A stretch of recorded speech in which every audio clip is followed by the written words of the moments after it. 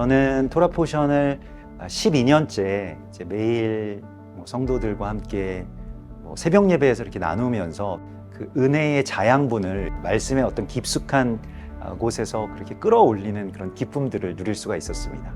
교회가 잘 버티고 또 성장할 수 있는 데에 굉장히 아주 뿌리와 같은 역할을 한 것 같습니다. 토라 포션의 그 특징은 이게 지금 나의 삶과 그대로 연결되어 있다. 여기에 이런 의미가 있고 또 여기에 이런 부르심이 있고 지금 우리 삶과 또 우리 자녀들의 앞날과 연결되어 있다라고 하는 것을 이렇게 깨달으시면서 그 관점이 변화되는 것, 그러니까 일종의 세계관을 바꾸는 약이라고 할까요? 완전히 새로운 변화가 삶에서 일어난다.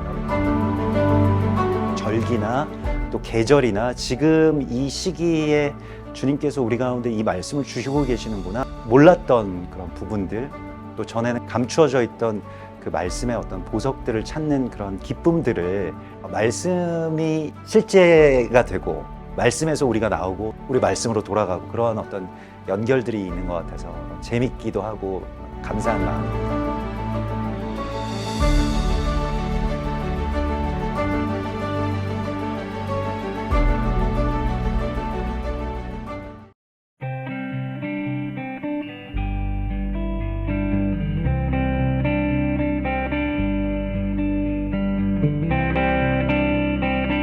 And I work in a ministry called Lekreka'e.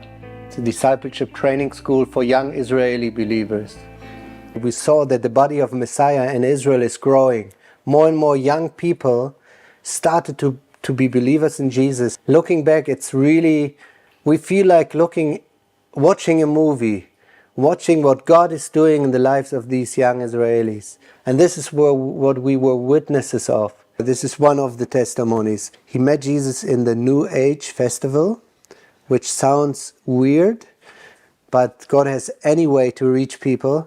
So he was suddenly listening to music, and then God spoke to him and revealed himself to him.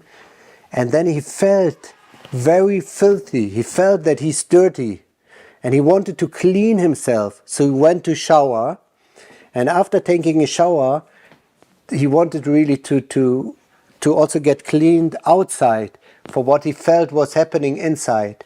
And he put on another t-shirt, and this t-shirt was very funny, but it had a frog on it. And then he met a believer evangelizing in the New Age festival. He was handing out tracts with a frog on it. He saw the frog, this drew his attention, and he was reading. He said, "Wow, I just met the Lord.